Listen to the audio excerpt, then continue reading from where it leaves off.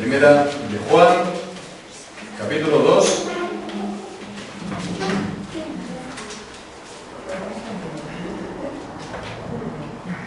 Y leemos en los versículos del 3 al 6.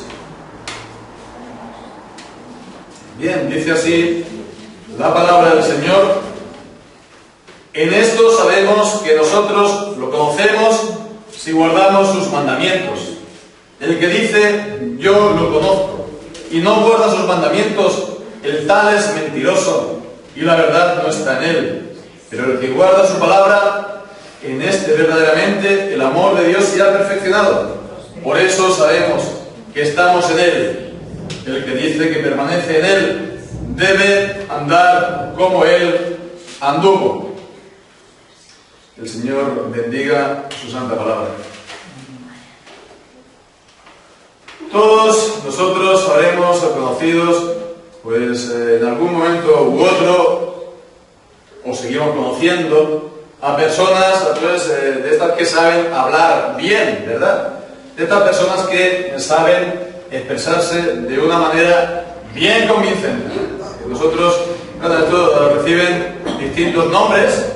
Nosotros cuando éramos jóvenes pues decíamos que tienen buena labia, ¿no? Y bien, pues en otras culturas, en otras lenguas, pues se pondrán otros nombres a aquellos que pues te empiezan a hablar y digamos te enredan, ¿no? Decíamos también cuando éramos jóvenes que son capaces de vender cubitos de hielo a un esquimal, ¿no? De tan bien que utilizan, digamos, pues el habla, que pueden, digamos, conseguir lo que se propongan. Bien, pues estas personas también se pueden dar entre los cristianos y también entre las iglesias, aquellas personas que aparezcan inflados, ¿no? Inflados de sí mismos, ¿no? Como dice la palabra, y también que hablen, como dice en 2 de Pedro capítulo 2, versículo 18, con palabras infladas, es decir, con palabras muy grandilocuentes, ¿verdad? Y dice que también seduzcan, entonces, con esta a las gentes.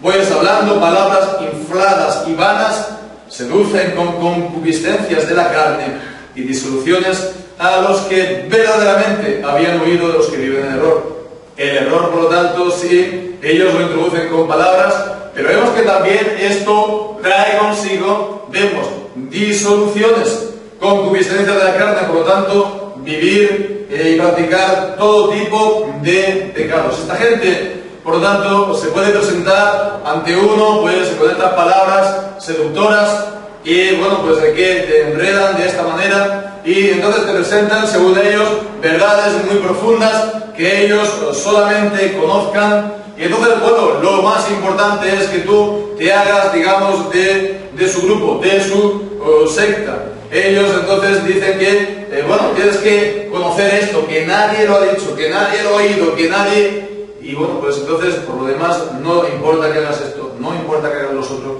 no te preocupes, vive como quieras, ¿no? Porque has llegado, estás en un grado, digamos, superior, un grado superior. Esto era lo que bien ocurría en aquel entonces, y seguimos diciendo aquellos herejes, heréticos que se conocían como gnósticos. Y esta palabra viene de la palabra de conocimiento, que ellos pensaban que tenían un grado superior de conocimiento, que estaban por encima de todos los demás, y entonces eso es un grado, un conocimiento secreto, y que ellos lo daban pues solamente a aquellos que les parecía bien. Y bien, pues fijémonos que lo que nos viene a decir aquí el apóstol es que la verdad siempre es más simple que todo esto. La verdad siempre es muy sencilla. La verdad es siempre, pues, no es tan complicada, no es una cosa secreta solamente para unos pocos iluminados, sino que vemos que, como dice el apóstol Juan, esta verdad se presenta no tanto con palabras, sino con hechos, no tanto con palabras, sino con obras, con nuestras vidas. Puedes hablar como los ángeles, pero si tu vida no está mostrando la verdad, estás en el error. Si tu vida no muestra la verdad de la palabra de Dios, puedes decir lo que quieras con la palabra más bonita del mundo y del diccionario, estás en el error. Bien, veíamos todo esto en el contexto de lo que vamos viendo la semana pasada. Veíamos lo que ocurre cuando el cristiano peca. Lo que ocurre cuando el cristiano peca.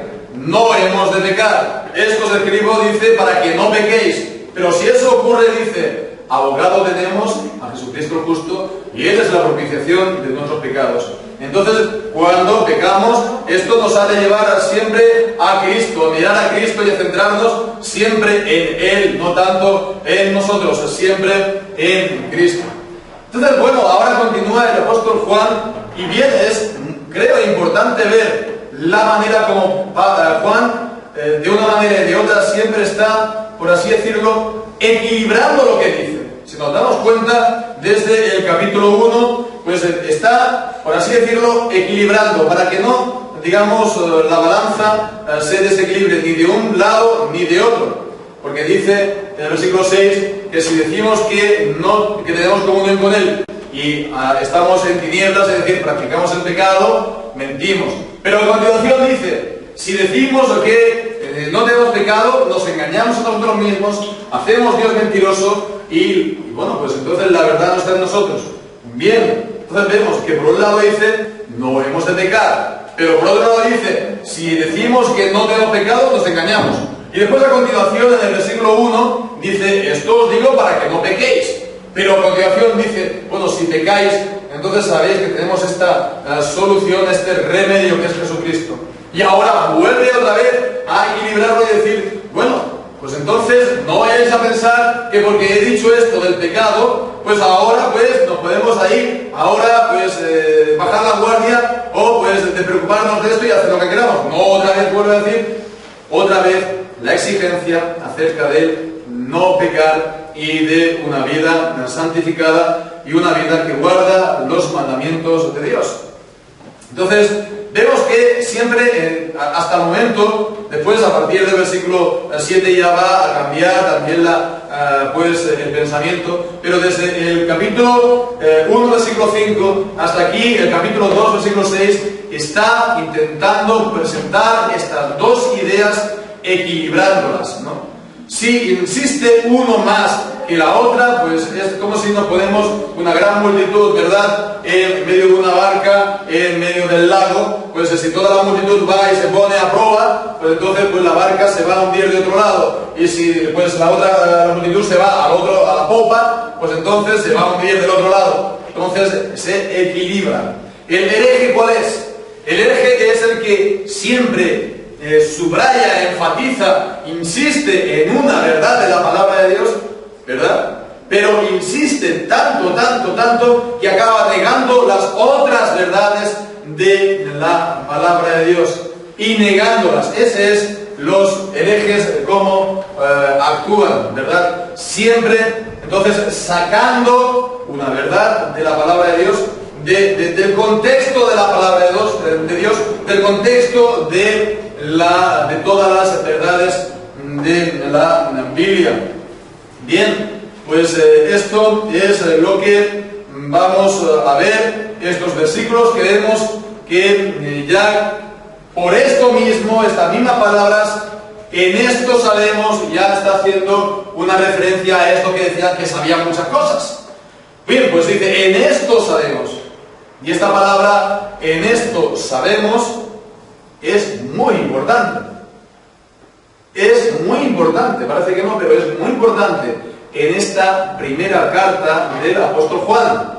En esto sabemos, porque es una frase que se repite a lo largo de toda la frase, de toda la carta, hasta 7 veces. Si mis cuentas no me fallan, hasta 7 veces se reproduce literal. Lo podemos ver, todas las que aparecen son 7 versículos pequeños.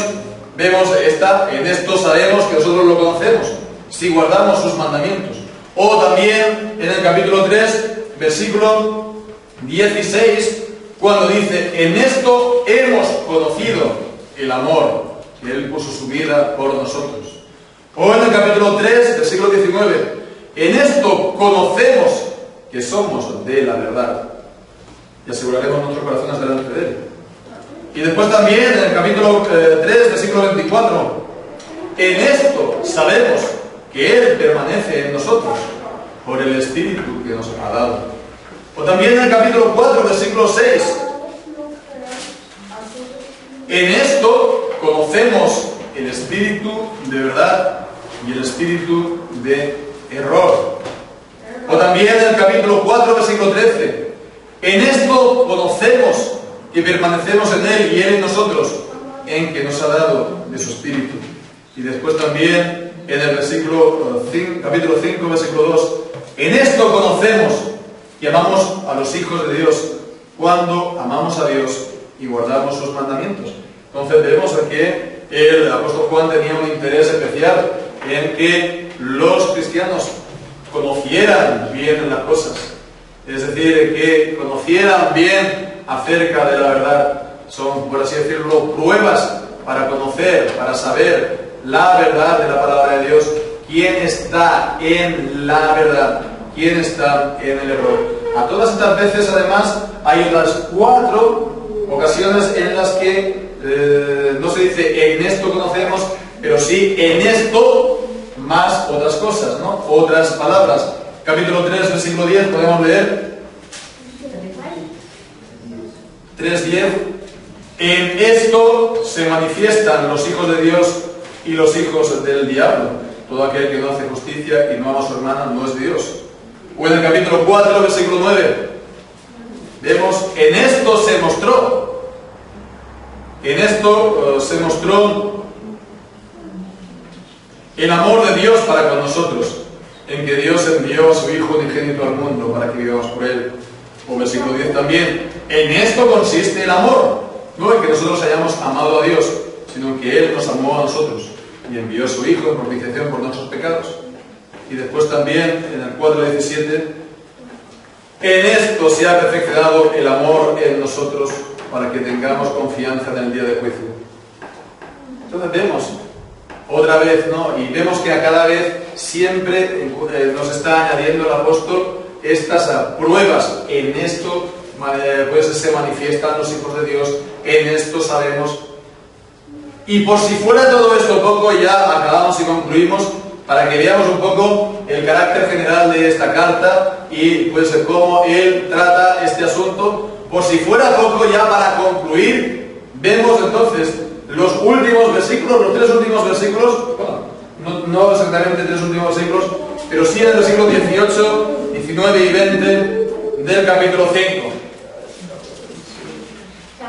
que es también otra manera de decirlo.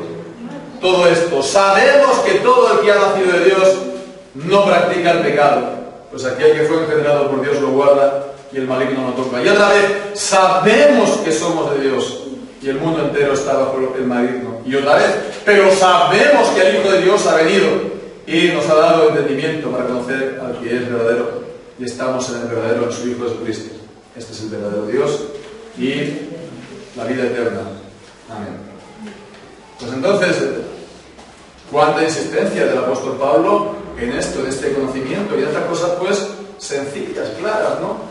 La verdad, ¿cómo conocemos la verdad? Pues aquí hay unas pruebas que son sencillas para conocerlas. Y bien, pues entonces, por supuesto no vamos solamente a centrar en los que hemos leído aquí, en los versículos del 4 al 6, en el capítulo 2, no nos vamos a ver todos, pues así, pues hacer un sobrevuelo, ¿no? Sobrevolando todos estos versículos así, solamente era para que viéramos este tema que es un tema principal o el tema principal de la carta. Pero si nos encontramos entonces aquí, si nos centramos aquí en estos versículos, pues nos encontramos cómo presenta el apóstol Juan o cómo aborda por primera vez aquí a esta gente, a estos herejes, a estos que pues, decían que conocían tanto. Pues decíamos, la verdad es más sencilla, ¿no? ¿Cómo la presenta el apóstol Juan aquí? Pues presenta aquí la verdad de una manera bien simple en el versículo 4. Y en el versículo 5, el apóstol Juan nos explica lo que esta verdad significa. Y después, en el versículo 6, lo que esta verdad sencilla, explicada, nos pide a nosotros. Lo que nos pide a nosotros. Entonces vemos la verdad, primeramente la verdad sencilla, bien sencilla, decíamos, el que dice, en esto sabemos que nosotros lo conocemos si guardamos sus mandamientos. Entonces, esto es algo importante, ¿verdad? Aquellos que decían que conocen las profundidades de Dios, las profundidades de Satanás, ¿no? Como dice Apocalipsis, que lo conocen todo y no guardan los mandamientos de Dios, como dice, pues, ¿verdad? En esto conocemos, esta es la prueba, esta es la verdad, lo conocemos si guardamos sus mandamientos. ¿Por qué es esto así? Pues acordémonos también lo que hemos visto en Jeremías capítulo 31, ¿nos acordamos? Esas promesas del nuevo pacto en Jeremías, que están también repetidas en el Nuevo Testamento, en la carta a los Hebreos. Pues leemos entonces en los Hebreos en el capítulo 8 y leemos entonces en el versículo 10 que la promesa de Dios para Israel, la promesa de Dios para el pueblo, para sus elegidos, dice, es: pondré mis leyes en la mente de ellos y sobre su corazón las escribiré. Y seré a ellos por Dios, y ellos me serán a mí por pueblo. Y ninguno enseñará a su prójimo, ni ninguno a su hermano, diciendo: conoce al Señor, porque todos me conocerán, desde el menor hasta el mayor de ellos. Todos me conocerán. Y vemos entonces cómo está esto juntamente de la mano con lo otro. Conocer a Dios va juntamente con: pondré mis leyes en la mente de ellos y sobre su corazón los escribiré. No solamente entonces para que lo conozcan y lo sepan, sino también para que ellos lo cumplan y lo guarden. Entonces vemos que el conocer a Dios va juntamente con la mano de tener la palabra de Dios escrita en nuestra mente y en nuestro corazón. Conocer a Dios es eso. Conocer a Dios es también una expresión normal, ¿verdad?, o corriente entre nosotros los evangélicos. Entonces, pues, se emplea mucho como, bueno, pues, sinónimo de conversión. Si te has convertido, entonces es que has conocido a Dios, ¿no? Entonces, se habla mucho de la conversión en este sentido de conocer a Dios, y vemos que es algo bíblico, lo vemos aquí entre los muchos pasajes que podríamos decir, esto que hemos leído de la promesa del nuevo pacto.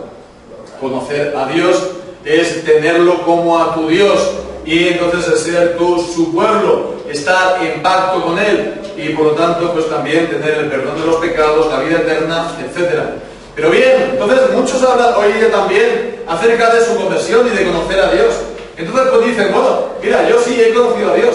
¿Y de qué es de lo que ellos hablan? Pues ellos hablan, pues hombre, de los tristes que a lo mejor estaban antes de conocer a Dios, y de los felices que ahora están después de haber conocido a Dios. O también a veces también se ocurre que te digan de lo pobres que eran antes de conocer a Dios, y hombre, y después ahora es que hemos prosperado tanto y nos va bien las cosas, los ricos que van, o los prósperos que van en la vida, la teología de la prosperidad, ¿no? Entonces muchas veces se presenta la conversión de esta manera, pero se oye a veces de lo desobediente que uno era antes de conocer a Dios y de lo obediente que es ahora. Que la vida de antes de conocer a Dios, de la conversión a Dios, no estaba pues principalmente marcada por la tristeza, la depresión, la angustia, la pobreza, o lo que quiera decir, ¿no?, sino por la desobediencia a la palabra de Dios, ¿no? Entonces, eso es algo que a tener en cuenta, ¿verdad?, a cómo uno puede concebir también su conversión. Mira, no, antes de conocer a Dios, yo vivía como quería. y yo era quien mandaba en mi vida, y yo me gobernaba con mis ideas, y yo hacía, pues, hombre, también tomaba las ideas de los demás, del mundo, pero yo no tenía a bien el reconocer a Dios, yo no quería obedecerlo, yo como niño hacía lo que quería, yo desobedecía a mis padres y por tanto desobedecía también a Dios, porque Dios me dice que obedezca a mis padres. O yo como joven hacía como quería, y yo salía por la noche y hacía con mi vida lo que quería, y me iba con quien quería y hacía lo que me daba la gana. Ya casado también hice lo que me dé la gana, y me iba con uno, me iba con otro, sigo haciendo lo que quiero en mi vida. Yo soy entonces el que gobierno, ¿verdad? O el que gobernaba, pero ahora me he arrepentido de estos pecados y ya no busco vivir más para mí, sino que estoy obedeciendo. La clave de la evangelización y de la conversión es que antes había pecado y ha habido arrepentimiento y ahora hay nueva obediencia a Dios, ¿no? Entonces presentar el Evangelio de una manera pues muy tierna y lacrimógena, de lo triste y deprimido que estaba antes. Bueno, sí, de acuerdo, todos estábamos pues deprimidos, porque en el pecado ¿quién va a estar pues alegre, verdad? Pero lo principal no es lo tristes que podíamos estar o no. Lo principal es que estábamos desobedeciendo a Dios. Y ahora hemos conocido a Dios y guardamos entonces su palabra. ¿Qué mandamientos? Dice, si guardamos sus mandamientos. ¿A qué mandamientos se está refiriendo?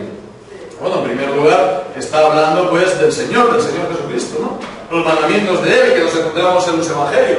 Y cogemos entonces, por ejemplo, el Evangelio de Mateo y abrimos entonces el Sermón del Monte. Tenemos ahí los mandamientos de Jesús y continúa pues a lo largo de los Evangelios y tenemos muchos mandamientos de Jesús, pero no se limita a los mandamientos de Jesús solamente, porque también están los mandamientos de los apóstoles, que también, como son apóstoles, son mandamientos del Señor. Pablo en 1 Corintios capítulo 14 dice, si alguno se cree espiritual entre vosotros, reconozca que los mandamientos, lo que yo le digo, son mandamientos del Señor. Entonces, lo que decían los apóstoles no era palabra de hombres, sino palabra de Dios. Los mandamientos que daban eran mandamientos del Señor. Entonces tenemos los mandamientos de Jesucristo, los mandamientos de los apóstoles, pero los mandamientos de Jesucristo y de los apóstoles no son algo distinto a lo que nos encontramos en la ley del Señor, en los 10 mandamientos, ¿verdad? Que es la ley moral de Dios, es la ley universal de Dios. Esto significa que es para todos los hombres de todas las épocas, de todos los países, ¿verdad? De España, de Francia, del Reino Unido, de Colombia o de Argentina, de todos los países, de China, sean o no creyentes en todas las épocas, ¿verdad? Y entonces, si se transgrede esos mandamientos, es siempre pecado. Entonces, tenemos esto, es importante que veamos los mandamientos de la ley de Dios. Y esos mandamientos de la ley de Dios, por así decirlo, están explicados o están mostrados en otros muchos mandamientos más en la Biblia, ¿verdad? En la palabra de Dios. Podemos ver, por ejemplo, un ejemplo de ello, cuando dice en capítulo 9, versículo 9 de 1 de Corintios, cuando dice... Aquí está hablando entonces de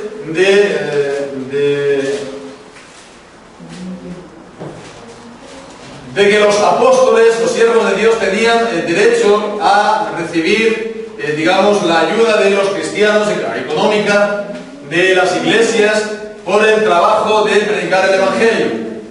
Entonces dice, bueno, pues, ¿quién fue jamás soldado a sus propias expensas? ¿Quién planta una viña y no come su fruto? ¿Quién apacienta el rebaño y no toma de la leche del rebaño? Digo esto solo como hombre. ¿No dice esto también en la ley? Porque en la ley de Moisés está escrito, no pondrás bozal al buey que trilla. Esto es una ley del Antiguo Testamento, ¿verdad? Y alguien podría decir, oye, si yo no tengo buey, yo, ahora ya hacemos la cosa con tractor, ¿verdad? Esto no tiene nada que ver conmigo.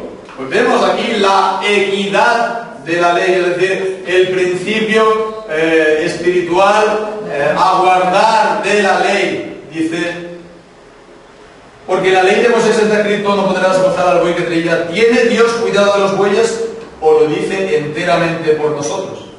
Pues por nosotros se escribió, porque con esperanza debe arar el que ara, y el que trilla con esperanza de recibir el fruto.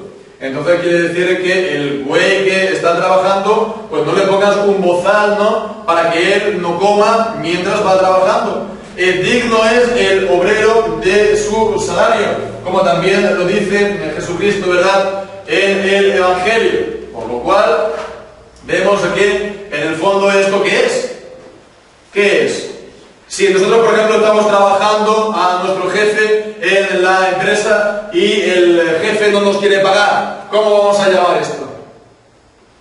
Que el jefe es no hace falta insultarlo, pero para describirlo es un ladrón, ¿verdad? Es un ladrón. Entonces eso es robar. ¿Y eso qué es? Infringir el mandamiento del decálogo, ¿verdad? Entonces vemos cómo la Biblia, el mandamiento del decálogo, se aplica en muchas otras circunstancias, ¿verdad?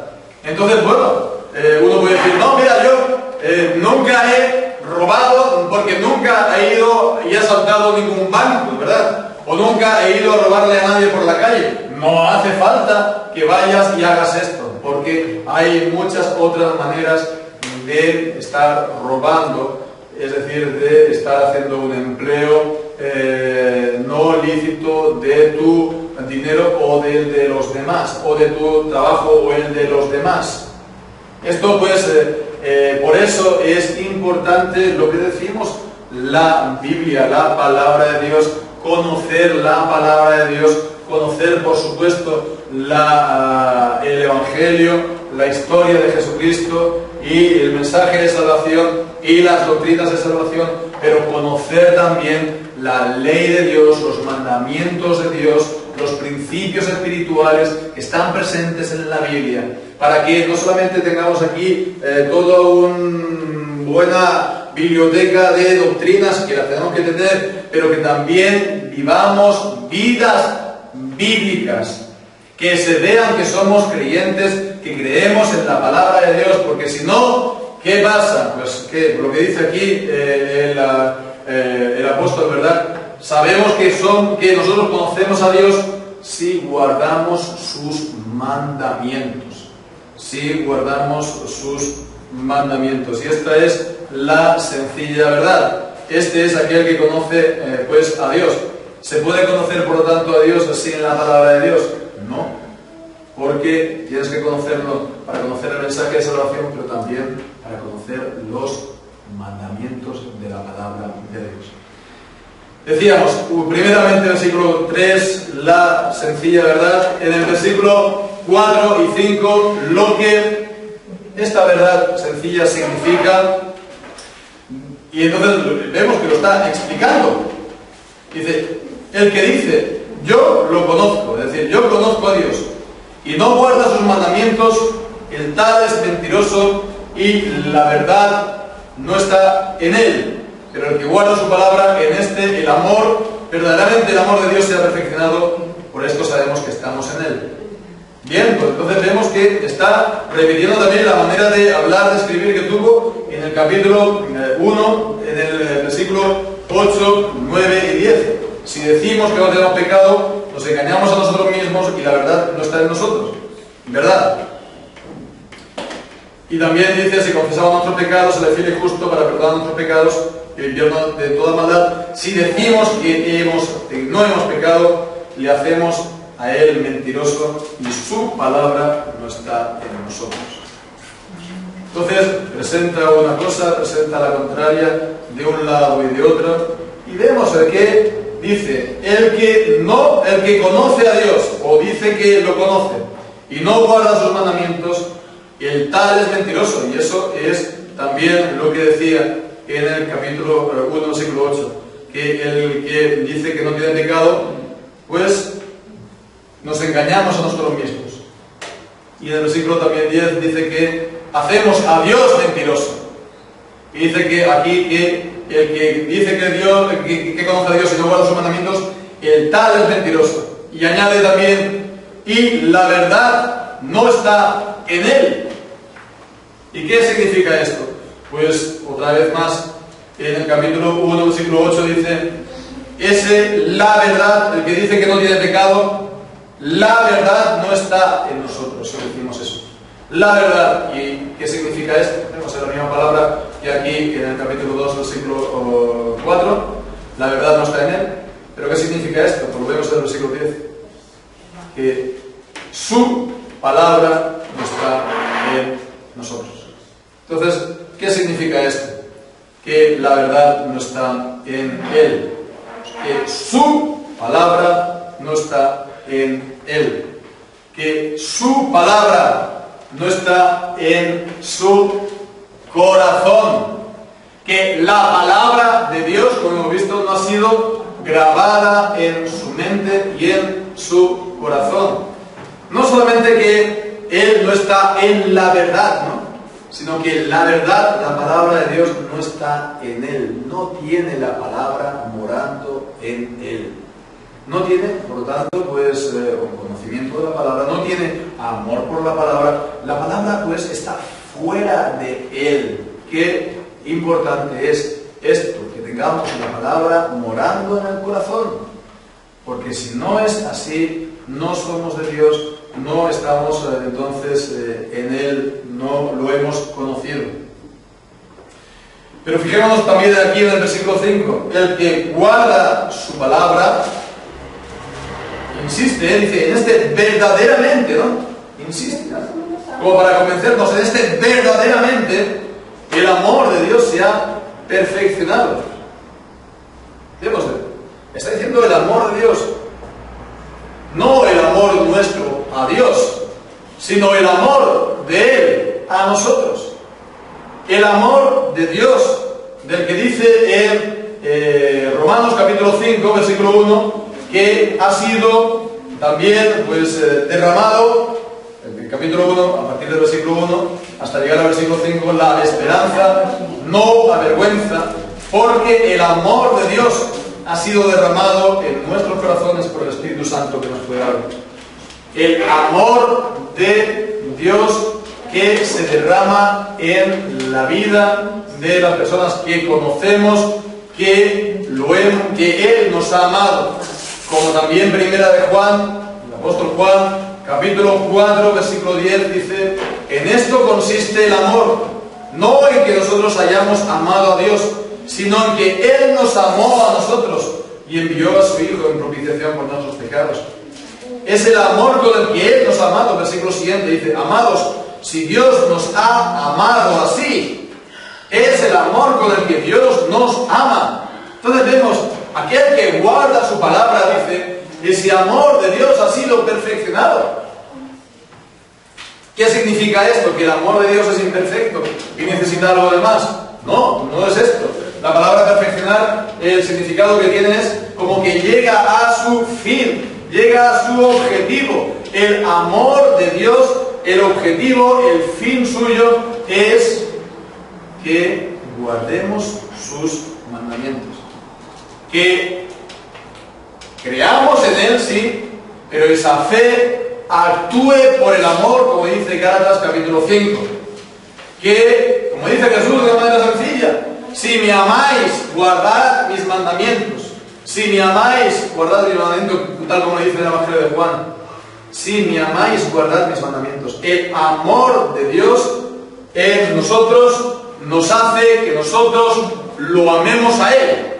Y si nosotros amamos a Dios, vamos a guardar sus mandamientos. Y esto, pues, es que se entiende fácilmente, ¿verdad? Si el marido ama a su mujer y sabe que hay una cosa que no soporta, el marido, pues, si la ama, lo va a hacer. Pienso que no. El hijo, pues, ama al padre. Entonces, si lo ama, lo va a estar desobedeciendo. Pienso que no, va a estar haciendo lo que el padre le dice. ¿Por qué? Porque lo ama y busca agradarlo. Así también, si amamos a Dios, pues vamos a estar guardando su palabra. ¿Por qué? Pues porque lo amamos y queremos agradarlo, porque no queremos ofenderlo, porque queremos pues agradarlo en todo. Entonces pues está claro que esto pues es lo que significa esto, esta explicación que da el apóstol Juan a este principio. En el fondo, por lo tanto, el guardar los mandamientos está en esta relación del amor de Dios para nosotros y de nuestro amor, por lo tanto, segundo, ¿no?, que viene después, hacia Dios. Entonces, la obediencia nunca la tenemos que plantear nosotros los cristianos como que por medio de ella el Señor me va a amar a mí, ¿verdad? O que por medio de ella yo voy a ser salvo. No vamos a ser salvos porque seamos buenos, por así decirlo. No vamos a ser salvos porque nosotros obedezcamos, porque nadie es salvo por medio de la obediencia. Porque por la obediencia, es decir, por las obras de la ley, es el conocimiento del pecado. Conocemos nuestros pecados por medio de la ley de Dios.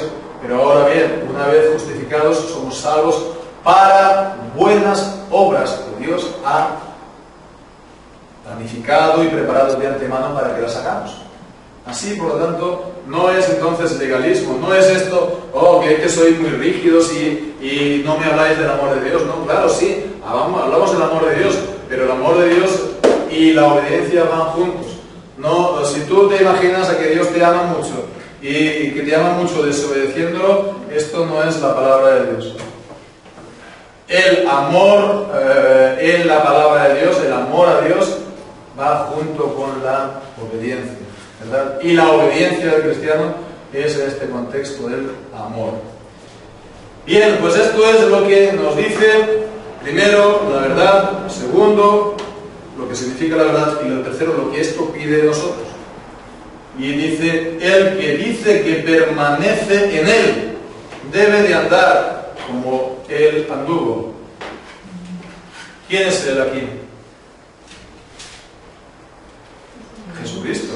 Porque aquí se está refiriendo siempre de Jesucristo, ¿verdad? Nuestro abogado, el justo, la propiciación por nuestros pecados. Entonces, tiene que andar como él anduvo. El que dice que permanece en él. ¿Y qué significa entonces de permanecer en él? Pues aquel que tiene comunión con él, ¿no? Si decimos, versículo 6, capítulo 1, si decimos que tenemos comunión con él, esto de permanecer en él es también otra expresión para hablar de la comunión. Permanecer en Cristo. Permanecer en Cristo. Permanecer en Cristo es tener comunión con él. Pero también nos da la idea, por supuesto, ¿de qué? Permanecer. Nos da la idea de perseverancia, ¿verdad? Si tú permaneces, estás en él, pues continúas en él, perseveras en él. Y sabemos, por lo tanto, acerca de la perseverancia, ¿verdad? La perseverancia que, bueno, Dios nos lo dice, que el que persevere hasta el fin, este será salvo, en Mateo capítulo 10.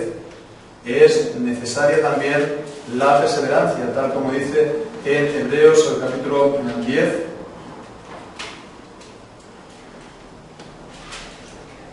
Cuando dice la paciencia, pero eso es el sentido también de la perseverancia. No perdáis pues vuestra confianza, que tiene grande galardón, porque os es necesaria la paciencia, para que habiendo hecho la voluntad de Dios obtengáis la promesa. Porque aún un poquito y el que ha de venir vendrá y no tardará, mas el justo vivirá por la fe, y si retrocediere no agradará a mi alma. Entonces vemos, no se trata solamente de creer, en el sentido, mira, no, que le presento, pues, hablo de Cristo, tengo a alguien por la calle, le hablo de Jesús que le ama mucho, que lo reciba, pues, en ese momento, y dice, mira, pues, tú recíbelo como tu Señor y Salvador, lo recibe en ese momento y ya está, ya eres salvo. No es esto no es la evangelización, porque tienes que también decir que, bueno, has de permanecer en él y has de perseverar hasta el final. Y para perseverar de esta manera, pues es necesario, dice, el que dice que permanece en él, es necesaria también, por lo tanto, la obediencia a Él. Por supuesto que esta perseverancia es el don que Dios da a sus elegidos. La perseverancia Dios la da, como Dios da el arrepentimiento, como Dios da la fe. El Señor pide de nosotros arrepentimiento, y el Señor pide también de nosotros la fe, y el Señor nos la da, ¿verdad? Y esto nos lo enseña la palabra de Dios en Hechos capítulo 11 acerca del arrepentimiento, en Efesios capítulo 2 acerca de la fe. Pues en cuanto a la perseverancia, es igual, hemos leído también en Juan capítulo 10, que estamos en las manos del Padre y nadie pues nos arrancará de sus manos. Vamos a permanecer en Él, pero para permanecer en Él, se permanece en Él en la obediencia. Se permanece y se persevera en la obediencia. Alguien que está abiertamente desobedeciendo en Él no está perseverando. Alguien que está abiertamente transgrediendo los mandamientos de Dios está en el camino de la no perseverancia. La perseverancia es el camino de la obediencia. Entonces, el que dice que permanece en Él debe andar como Él anduvo. Entonces es andar como Cristo anduvo. Tener a Cristo entonces como nuestro también, nuestro siempre modelo de vida. Esto significa la manera muy práctica, ¿no? Preguntarnos, vamos a ver, esto que yo hago o esto que yo quiero hacer o que tengo previsto hacer, esto lo haría Jesús en mi lugar. Y esto es una pregunta que nos tenemos que preguntar a menudo. Esto que yo hago, ¿lo haría Jesús en mi lugar? Y yo puedo decir que en la mayoría de los casos vamos a tener que responder que no. La mayoría de los casos no es así. Jesús no haría lo que nosotros hacemos. Y esto nos muestra, por lo tanto, nuestros pecados. Pero esto no es excusa. Debemos de preguntarnos, debemos de mirar en nuestra vida.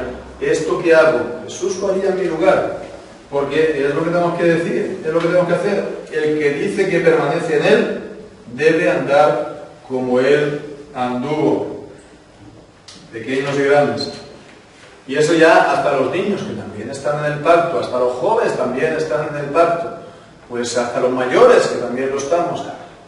La promesa del pacto es de que todos le conocerán, desde pequeños hasta ancianos. En Jeremías hemos leído, ¿verdad? Esto es para todos. Y todos a nuestra edad, a nuestro nivel, hemos de preguntarnos que si esto que estoy haciendo Jesús lo haría en mi lugar. Un niño podría pensar, esto que yo estoy haciendo de desobedecer o de gritar a mi padre, ¿lo haría Jesús a sus padres? Seguro, ¿no? Pero pensemos, ¿no? Uno que tenga una adicción terrible a los ganchitos, ¿no? Y que esté comiendo ganchitos todo el día, ¿no? Y que no haga otra cosa nada más que comer ganchitos y chuches y porquerías. ¿Esto lo haría Jesús? ¿Esto es importante? Pues sí que lo es. Sí que lo es. Porque nuestro cuerpo es templo del Espíritu Santo y lo hemos de cuidar, ¿verdad? Y no somos de nosotros, sino que somos de Dios, ¿verdad?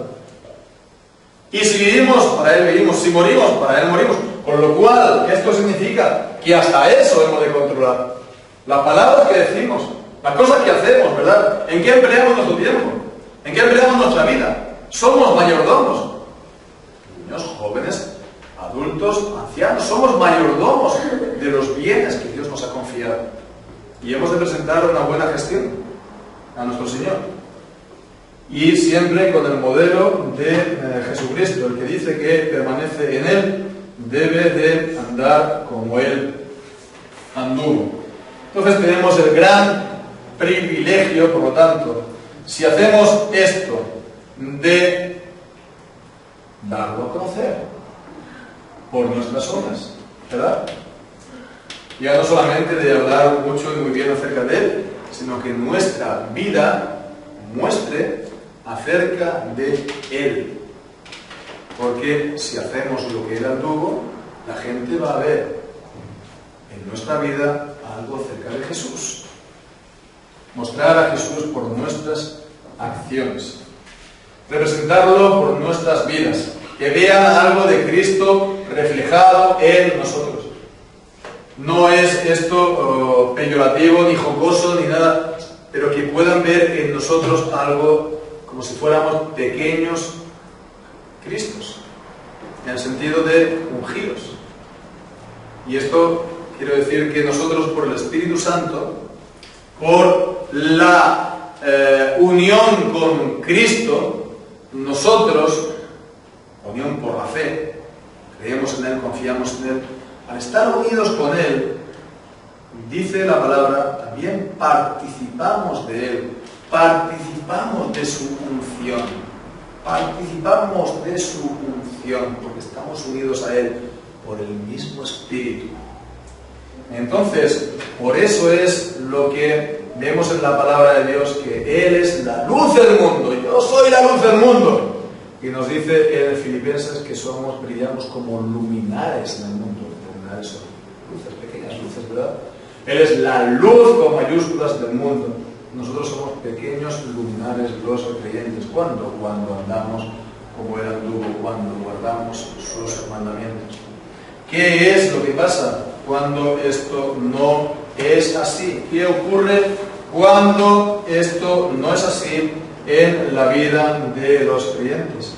Pues dice el apóstol Pablo en Romanos 2, en el capítulo 2 de Romanos, en el versículo 17, lo que ocurre: he aquí, tú tienes el sobrenombre de judío y te apoyas en la ley y te glorías en Dios y conoces su voluntad e instruidos por la ley apruebas lo mejor y confías en que eres guía de los ciegos, luz de los que están en tinieblas, instructor de los indoctos, maestro de niños que tienes en la ley, la forma de la ciencia, es decir, del conocimiento de la verdad. Vemos, todo esto es verdad, sí. Tú que te enseñas a ti mismo, a otro, no te enseñas a ti mismo. Tú que predicas que no sea de hurtar, hurtas. Tú que dices que no sea de adulterar, adulteras. Tú que abominas de los ídolos, cometes sacrilegio. Tú que te jactas de la ley, con infracción de la ley deshonras a Dios. Porque, como está escrito, el nombre de Dios es blasfemado entre los gentiles por causa de vosotros. ¿Qué ocurre entonces cuando esto no es así? Que el nombre de Dios es blasfemado, porque la gente ve nuestra vida y dice: estos son los cristianos, estos son los que creen en Dios. Si estos son los cristianos, si estos son los que creen en Dios, pues yo prefiero no creer. O incluso podrían pues hablar mal de Dios y decir: pues vaya Dios. Entonces esto es muy serio, que Dios sea blasfemado por causa de los que dicen creer en Él. Eso era lo que decía el apóstol, pero ¿qué es lo que dice Jesús? En Mateo capítulo 5, versículo 14 al 16. Vosotros sois... Mateo capítulo 5, versículo 13. 13. Vosotros sois la sal de la tierra, pero si la sal se desvanece, ¿con qué será salada? No sirve más para nada, sino para ser echada fuera y hollada por los hombres.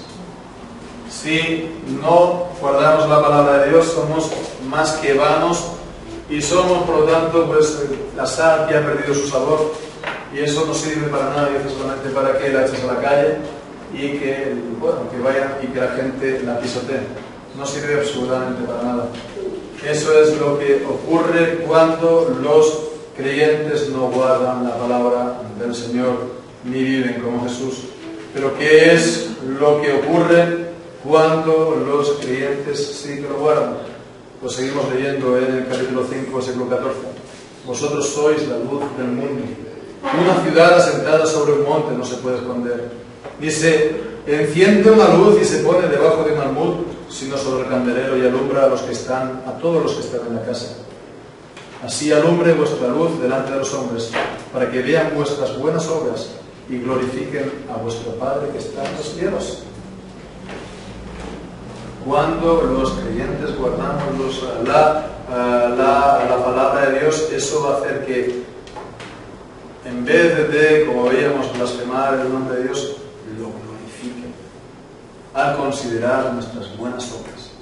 Entonces vemos, no va a ser esto, digamos, el gran aliciente para que nos pongamos a hacer buenas obras, que nuestro Señor sea glorificado. Ya no tanto en mirar nuestro provecho, de que el Señor nos vaya a dar más o nos vaya a dar menos. No. Centrándonos en el Señor, para que el Señor sea glorificado, para que la gente vea nuestras buenas obras y glorifiquen a nuestro Padre que está en los cielos.